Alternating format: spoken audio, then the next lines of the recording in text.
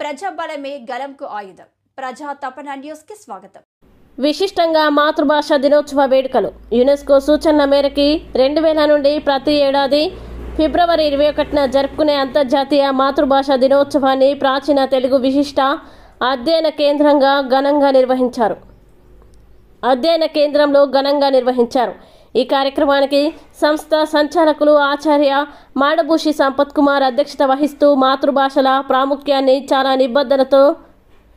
నిబద్ధతతో సంక్షిప్తంగా గుర్తు చేశారు.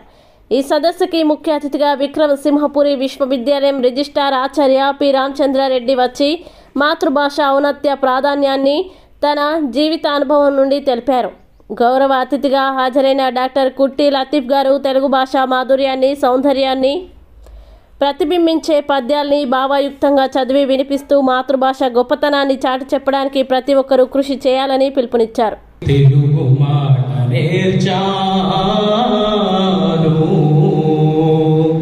అరాచకపు నిశాచరుల దురాగతం మాపి ఎగసిన ఆ కందుకూరి గురజాడల తెలిపి అరాచకపు నిశాచరుల దురాగతం మాపి ఎగసిన ఆ కందుకూరి గురజాడల తెలిపి నవయుగ కవి చక్రవర్తి రౌవలసెగ చూపి నవయుగ కవి చక్రవర్తి రౌవలసెగ చూపి ముద్ద ముద్దలో వారి మనసు కలిపి పెట్టింది ముద్ద ముద్దలో వారి మనసు కలిపి పెట్టింది అమ్మ అన్న పదంతోనే తెలుగు మాట నేర్చాను.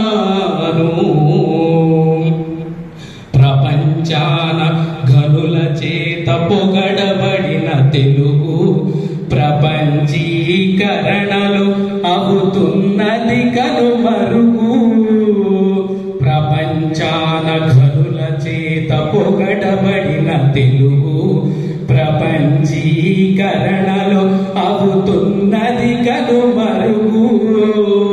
మాతృభాష వేదనంతా అమ్మ నాకు చెప్పే మాతృభాష వేదనంతా అమ్మ నాకు చెప్పే నే తెలుగు మరచిన